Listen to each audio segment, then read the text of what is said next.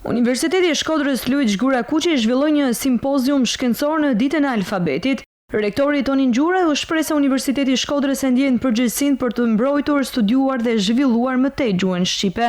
Emrat që sot janë shtylla të kulturës sonë, Gjergj Fishta, Ndërmjeta, Mithat Frashëri dhe shumë të tjerë, na lanë një mesazh të pashuar se bashkimi bëhet përmes ditorisë, ndërsa përparimi përmes gjuhës së përbashkët.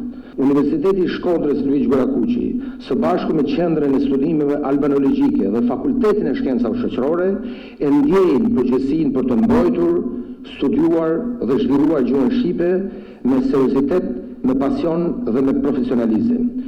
Kjo është arsyeja pse ky simpozium nuk është vetëm një përkujtimore, është një vend i dijes, i reflektimit dhe i vazhdimësisë së traditës. Prefektja e Qarkut të Shkodrës Holda Duda u ndal tek fakti se kur shqiptarët bashkohen, ndërtojnë themele të cilet i rezistojnë kohës. Kongresi i Manastirit dhe kurorëzimi i tij pikërisht pra me konstituimin e alfabetit zyrtar shqip të gjuhës shqipe, treguan se kur shqiptarët bashkohen për një qëllim përbashkët, ndërtojnë themele të cilat i rezistojnë kohës.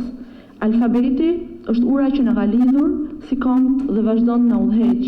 Zëvendës kryetari i Parlamentit të Malit të Zi, Nikol Cama, i tha se është e nevojshme ngritja një qendre të mirëfillt kërkimore Instituti Albanologjik në Podgoricë, të cilin ai po e kërkon në mënyrë të vazhdueshme. Kjo kumtesë paraqet një përmbledhje të zhvillimit historik të shkrimit të shqipes, rolin e saj në lindjen kombëtare dhe nevojën aktuale që shqiptarët në Mal të Zi të kenë një qendër të mirëfillt kërkimore, Institutin Albanologjik në Podgoricë, gjë që paraqet njërin prej kërkesave të mia kryesore gjatë këtij mandati. Në këtë konferencë shkencore të Universitetit të Shkodrës mori pjesë presidenti Bajram Begaj, i cili foli për rëndësinë e unifikimit të gjuhës shqipe në Kongresin e Manastirit, e po ashtu të pranishëm ishin përfaqësues të institucioneve vendore e qendrore.